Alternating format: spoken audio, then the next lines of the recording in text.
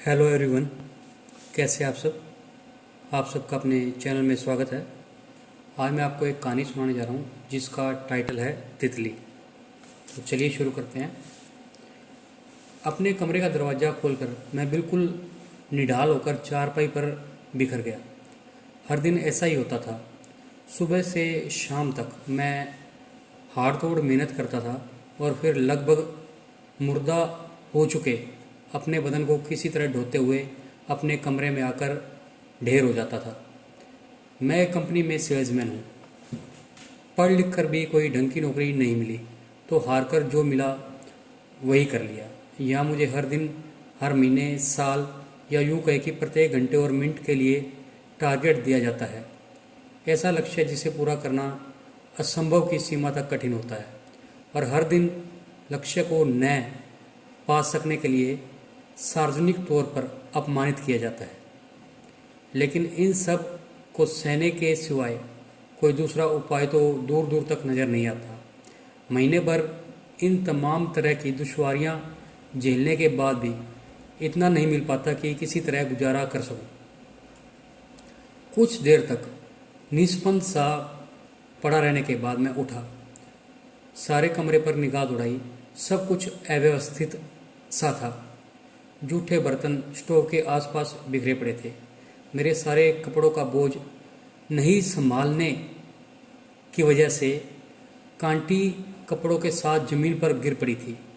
कमरे में जहाँ तहाँ कॉकरोच घूम रहे थे।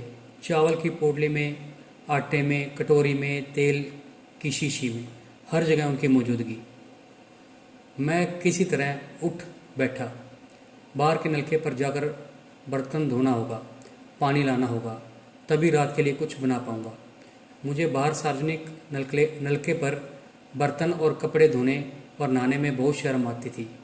वहाँ हमेशा औरतों की भीड़ लगी रहती थी।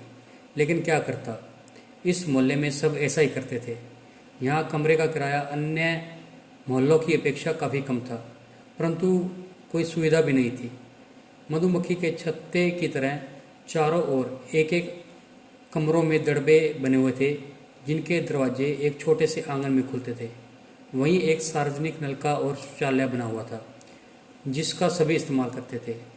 मैं तो फिर भी अपने कमरे में अकेला रहता था, लेकिन बहुत से लोग अपने पूरे कुनबे के साथ उसी एक कमरे में रहते थे। वहाँ रहने वाले ज़्यादातर लोग रिक्शे, ठेले वाले, मजदूर, कसाई, नाई, फल बेचने वाले और ऐसे ही छोटे मोटे काम करने वाले लोग थे। ज़्यादातर वे रात को अपने काम से वापस आकर रास्ते में कहीं किसी ठेके पे जी भरकर शराब पीते, पत्नियों को और बच्चों को पीटते या फिर अपने पड़ोसियों से छोटी छोटी बातों पर झगड़ा किया करते। शुरू शुरू में तो मैं वहाँ के माहौल को देखकर बहुत विचलित हो जाता था, लेकिन समय के साथ इन सब चीज़ों का आदी हो चुका था।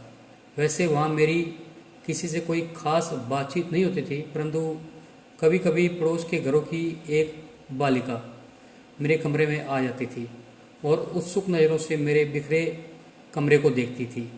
वो मुश्किल से 7-8 वर्ष की रही होगी। पहले तो वो मेरे डर से खिड़की से चकित नेत्रों से मेरे कमरे का मुआयना करती रहती थी। फिर मुझे कुछ न कहता हुआ पाकर उसकी हिम्मत थोड़ी सी और बढ़ी। अब वो दरवाज़ा खुला देखती तो धीरे से अंदर आ जाती। बिखरी हुई वस्तु को उल्ट पलट के चाव से देखती और मैं उसे ऐसा करते हुए देखा करता। एक दिन उसे ऐसे ही बिखरे हुए सामान में मगन देखकर मैंने उससे पूछा, नाम क्या है तुम्हारा? बिखरे बालों वाली गुड़िया की तरह उसने मेरी ओर देखा, फिर तुरंत उठकर भाग गई। अब तो मानो यह रोज़ का ही नियम हो गया। वह खेलने आती, मैं उससे उसका नाम पूछता और वो भाग जाती। धीरे धीरे वो मेरे इस नाम पूछने की आदी हो गई। अब मेरे पूछने पर भी वो जवाब न देती, न ही देखती, बस चुपचाप खेलती रहती। मेरी ज़िंदगी की सारी खुशियों की चाबी अब वो हो गई थी। मुझे काम से आने के बाद और छुट्टियों के दिन उसके आने का बेसब्री से इंतज़ार रहता था। वह भी धीरे धीरे मुझसे घुल मिल गई थी। मैं आता तो वो मुझे कभी दरवाजे पे इंतज़ार करती मिलती, मैं अब उसके लिए हमेशा कुछ ना कुछ लेकर आता था, खासकर उसकी पसंद की चॉकलेट। महीना भर पहले मुझे कंपनी की तरफ से 15 दिनों के लिए लखनऊ भेजा गया। जाते वक्त मैंने उससे कहा कि इस बार मैं उसके लिए ढेर सारी चॉकलेट और खिलौने लाऊंगा। वह खुश हो गई।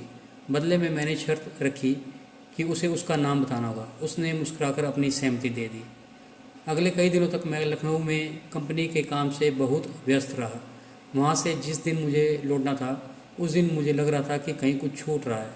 दिमाग पे जोर देने पर मुझे याद आया कि मैंने उससे खिलौने और चॉकलेट लाने का वायदा किया है।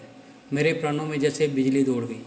छटपट मैं बाजार गया और मेरी समझ में जो खिलौने पसंद आए वो और ढेर सारी चॉकलेट लेकर वापस चल पड़ा। जब मैं अपने कमरे पर पहुंचा तो वहां आंगन में बहुत सारे लोग जमा थे। सब आपस में धीरे धीरे बातें कर रहे थे। माहौल गमगीन था। अज्ञात आशंका से मेरी जान धड़क उठी। मैंने पास जाकर अपने बगल के रहने वाले चंदर नाई से घटना के विषय में पूछा तो उसने बताया कि तितली मर गई। कौन तितली? उसने अजीब सी निगाहों से मुझे देखा। हद है, आप ही नहीं जानते उसे? एक वो ही तो आपकी दोस्त थी यहाँ, जो रोज़ आपके साथ खेलती रहती थी। मेरे अंदर लगा जैसे किसी ने सारे प्राण खींच लिए हो। आगे वह नजर आई, बेसुध सी पड़ी, बाल बिखरे, चेहरा मुरझाया, होठ काले, लेकिन निस्तेज आंखें। अब भी मेरी ओर देख रही थी, मानो जैसे उसे मेरा ही इंतजार हो और कह रही हो कि अब तो नाम जान गए, अब मेरे खिलौने और चॉकलेट मुझे दे दो।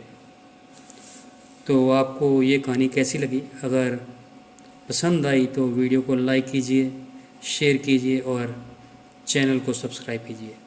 बेल वाला बटन ज़रूर दबा दें ताकि हम ऐसी कोई और वीडियो डालें तो उसकी नोटिफिकेशन आपको मिल जाए। Thank you.